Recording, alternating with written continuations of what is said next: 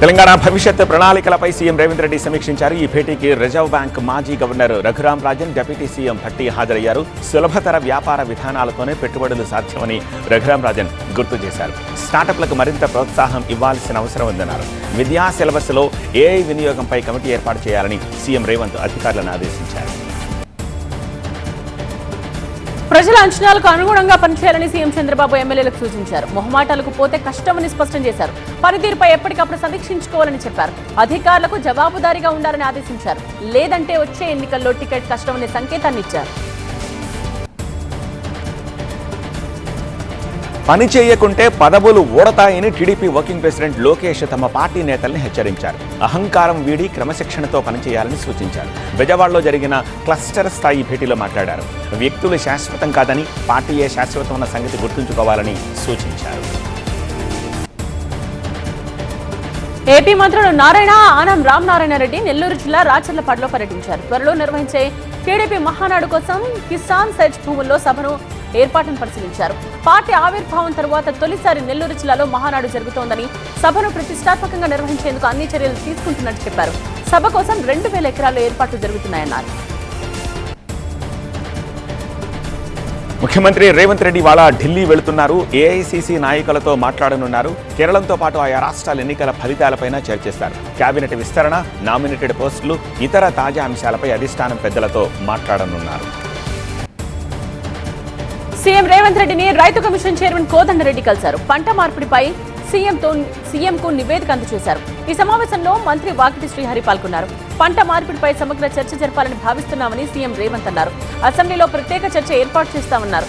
పంట మార్పిడిపై మరింత అధ్యయనం చేసి నిర్మాణాత్మక సూచనలతో ముందుకు రావాలన్నారు.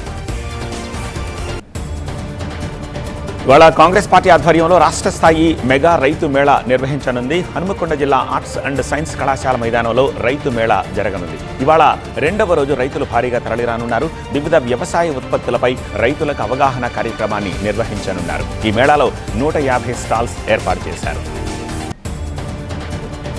ఇవాళ ఉమ్మడి వరంగల్ జిల్లాలో బీఆర్ఎస్ ఆధ్వర్యంలో రైతు సంగ్రామ సదస్సు జరగనుంది. హన్మకొండ హంటర్ రోడ్లోని సిఎస్ఆర్ గార్డెన్ ఎదురుగా ఉన్న 5 ఎకరాల స్థలంలో ఏర్పాట్లు చేశారు. ఉదయం 9 గంటలకు ప్రారంభం కానున్న ఈ సదస్సుకు బీఆర్ఎస్ వర్కింగ్ ప్రెసిడెంట్ కేటీఆర్ హాజరు కానున్నారు. వేసవి నేపథ్యంలో ఎండవేడిని తట్టుకునేలా జర్మనీ టెంట్స్ తో పాటు కూలర్స్ కూడా సిద్ధం చేశారు. తెలంగాణలో ప్రైవేటు స్కూళ్ల ముందస్తు ఫీజుల వసూళ్లపై మానవ హక్కుల కమిషన్ ఆగ్రహం వ్యక్తం చేసింది. బోడుప్పల్లో ఒక పాఠశాల యాజమాన్యం విద్యా సంవత్సరం ప్రారంభానికి ముందే 50% ఫీజు వసూలు చేయడంపై ఘాటుగా స్పందించింది.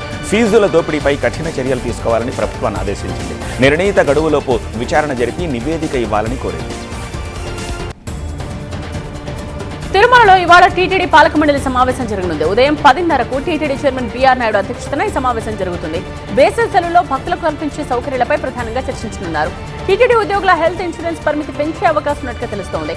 ఉద్యోగుల ఇంటి స్థలాలు, మౌలిక సదుపాయాల కల్పనపై చర్చించనున్నారు. ఆర్టీసీ సమ్మె సమయంలో ఆత్మహత్య చేసుకున్న కార్మికుడు శంకర్ గౌడ్ కుటుంబాన్ని బీఆర్ఎస్ వర్కింగ్ ప్రెసిడెంట్ కేటీఆర్ పరామర్శించారు. ఆయన చిత్రపటానికి పూలమాల వేసి నివాళులర్పించారు. శంకర్ గౌడ్ మృతికి ప్రభుత్వమే కారణమని ఆరోపించారు. పార్టీ తరపున బాధిత కుటుంబానికి 5 లక్షల ఆర్థిక సాయం అందజేశారు.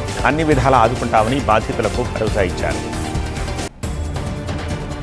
సెక్యులర్ పార్టీలపై ఎంఐఎం చీఫ్ అసదుద్దీన్ ఓవైసీ సంచలన వ్యాఖ్యలు చేశారు. సెక్యులర్ పార్టీలకు వేసే ముస్లిం ఓట్లు వృధా అన్నారు.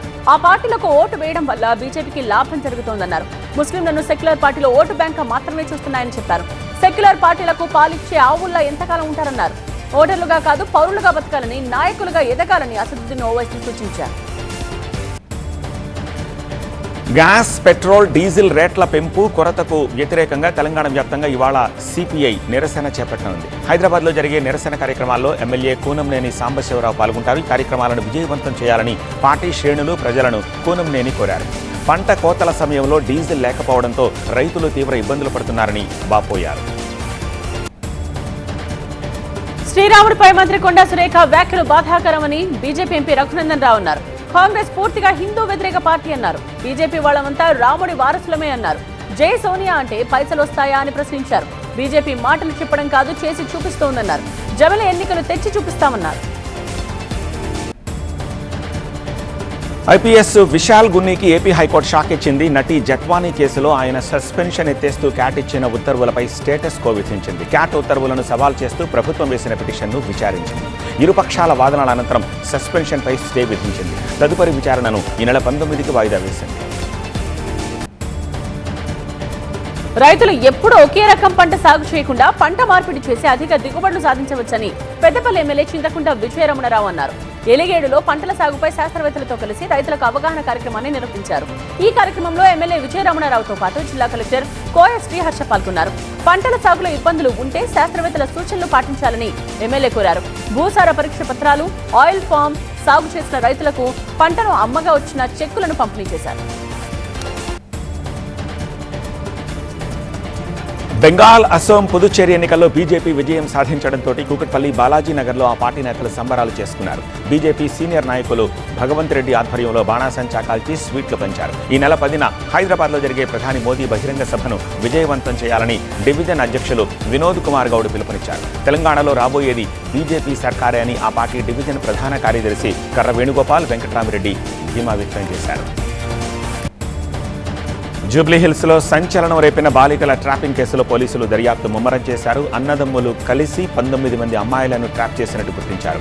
అమ్మాయిలను ట్రాప్ చేస్తోన్న 2 నిందితులను సిపి సజ్జనార్ స్వయంగా విచారించారు. ఈ కేసులో ఇప్పటివరకు 8 మందిని అరెస్ట్ చేసినట్టు చెప్పారు. తిరుపతి జిల్లాలో 3 ఏళ్లుగా తప్పించుకు తిరుగుతోన్న ఎర్రచంద్రం స్మగ్లింగ్ ముఠాను పోలీసులు అరెస్ట్ చేశారు.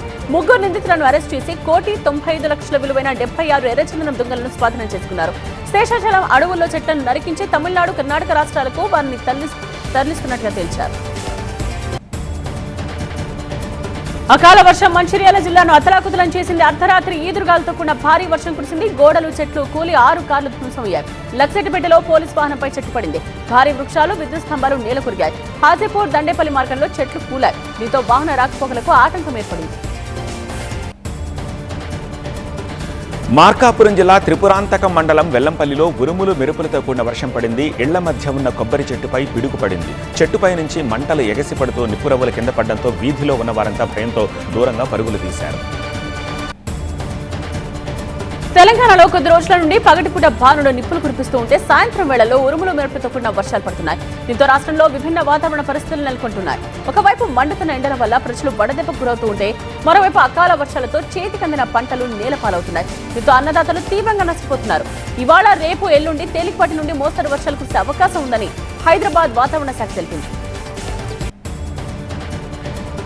ఇవాళ తమిళనాడు ఇన్ఛార్జ్ గవర్నర్తో టీవీకే విజయ్ భేటీ కానున్నారు. ప్రభుత్వ ఏర్పాటుకు అనుమతి కోరనున్నారు. రేపు సీఎంగా విజయ్ ప్రమాణ స్వీకారం చేస్తారు. ప్రభుత్వ ఏర్పాటుకు విజయ్ కాంగ్రెస్ మద్దతు కోరారు. టీవీకే నేతలు మద్దతు కోరినట్టుగా కేసీ వేణుగోపాల్ తెలిపారు. ఇవాళ అన్నాడీఎంకే ఎమ్మెల్యేలు అత్యవసరంగా సమావేశం కానున్నారు. చెన్నైలోని ఏఐఐడీఎంకే కార్యాలయంలో ఈ భేటీ జరగనుంది. అన్నాడీఎంకే తరపున గెలిచిన 47 మంది ఎమ్మెల్యేలు అందరూ రావాలని పళనిస్వామి ఆదేశించారు. టీవీకే నేతలతో 10 మంది అన్నాడీఎంకే ఎమ్మెల్యేలు టచ్ లో ఉన్నారు. టీవీకేకు మద్దతు ఇస్తామంటున్నారు. ఏఐఏడీఎంకే అధినేత పళనిస్వామి ఇంట్లో కీలక సమావేశం జరిగింది. సమావేశానికి ముఖ్య నేత అంతా హాజరయ్యారు. నేతల్లో భిన్నాభిప్రాయాలు వ్యక్తమవుతున్నాయి. తమిళనాడులో అతిపెద్ద పార్టీ ఏఐఏడీఎంకే ప్రభుత్వ ఏర్పాటుకు తాము మద్దతు ఇవ్వమని మణి అన్నారు. టీవీకేతో పొత్తుపై ఏఐఏడీఎంకే చర్చలు జరుపుతోందన్నారు. త్వరలో పళనిస్వామి నిర్ణయం ప్రకటిస్తారన్నారు. బెంగాల్లో టీఎంసీ ఓటమి చూసి మురిసిపోవద్దని కాంగ్రెస్ శ్రేణులను రాహుల్ గాంధీ హెచ్చరించారు. సంకుచిత రాజకీయాలు పక్కకు పెట్టి దేశం కోసం బీజేపీకి వ్యతిరేకంగా కలిసికట్టుగా పోరాడాలని పిలుపునిచ్చారు.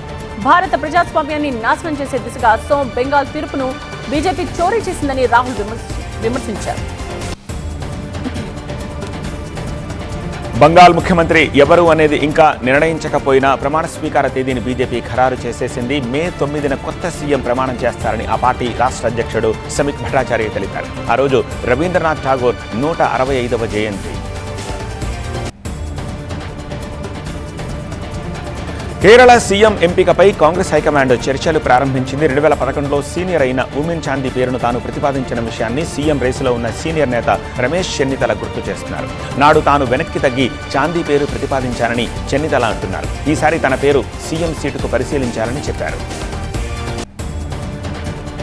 కేరళలో లెఫ్ట్ ఫ్రంట్ ఓటమితో సీఎం విజయన్ అధికారిక కారును వదిలిపెట్టారు. కన్నూరు నుండి తిరువనంతపురం ఎయిర్పోర్ట్ కు వచ్చిన విజయన్ పార్టీ కారులో తన నివాసానికి వెళ్లారు. మీడియా ప్రశ్నలు పట్టించుకోకుండా మౌనంగా నవ్వుతూ ఆయన వెళ్లిపోయారు. ఆ వెంటనే ఆయన గవర్నర్ కు రాజీనామా లేఖను పంపించారు. పూణేలో బాలికపై అత్యాచారం జరిపి హత్య చేసిన నిందితుడికి బతికే హక్కు లేదని మహారాష్ట్ర డిప్యూటీ సీఎం ఏక్నాథ్ షిండే అన్నారు. ఇలాంటి నేరగాళ్లకు మరణశిక్ష విధించాలని సూచించారు. ఈ కేసును ముఖ్యమంత్రి దేవేంద్ర ఫడ్నవీస్ స్వయంగా పర్యవేక్షిస్తున్నారని షిండే తెలిపారు. ఎన్టీఆర్ ప్రశాంత్ నీల్ సినిమాపై క్రేజీ రూమర్ వినిపిస్తోంది. అనుకున్న సమయానికి చిత్రాన్ని పూర్తి చేయడానికి సినిమాలోని కొన్ని యాక్షన్ సీన్స్ తీసే బాధ్యతలను డైరెక్టర్ దేవకట్టకు అప్పగించినట్టుగా ప్రచారం జరుగుతోంది. ఇప్పటికే మహేష్ బాబు వారణాసి సినిమాకు రైటర్ గా దేవకట్ట పనిచేస్తున్నారు. హైదరాబాద్ క్రికెట్ అసోసియేషన్లో ప్రక్షాళన జరిగింది. పారదర్శకత, సమగ్రత కోసం హెచ్సీఏ కీలక నిర్ణయాలు తీసుకుంది. 2026-27 సీజన్ కోసం క్రికెట్ ఆపరేషన్స్ డైరెక్టర్గా అంబటి రాయుడి నియామకమయ్యారు. టీమ్ మేనేజ్మెంట్, డొమెస్టిక్ మ్యాచ్ల నిర్వహణ, ప్లేయర్ డెవలప్మెంట్ బాధ్యత అంబటికి అప్పగించారు. మెరిట్ ఆధారంగా ఆటగాళ్లకు అవకాశాలు కల్పిస్తామని రాయుడు అన్నారు. హెచ్సీఏలో యాంటీ కరప్షన్ సెక్యూరిటీ యూనిట్ ఏర్పాటు చేస్తామని చెప్పారు. చైర్మన్గా రిటైర్డ్ జస్టిస్ పింగళి విజయేందర్ నియామకమయ్యారు.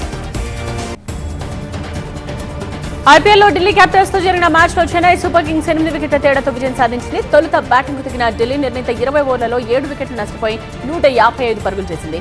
ఢిల్లీ నిర్దేశించిన 156 పరుగుల ఛేదనను 17.3 ఓవర్స్ లో 2 వికెట్ల కోల్పోయి పూర్తి చేసింది.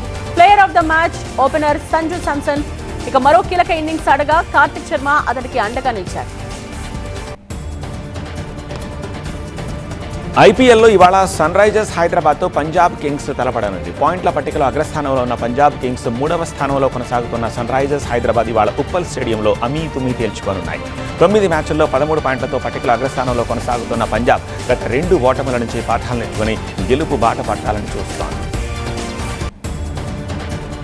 హైదరాబాద్ ఉప్పల్లో sunrisers Punjab kings match నేపథ్యంలో ఆయా ప్రాంతాల్లో పోలీసులు ట్రాఫిక్ ఆంక్షలు విధించారు.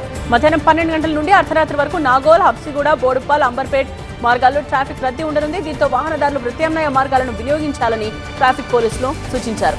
స్టేడియం సమీపంలో 4 పార్కింగ్ ప్రదేశాలు ఏర్పాటు చేయగా మ్యాచ్ చూసేందుకు పాస్ ఉన్న వారి వాహనాలకు మాత్రమే స్టేడియం లోపల పార్కింగ్ కు అనుమతి ఉంటుందని తెలిపారు.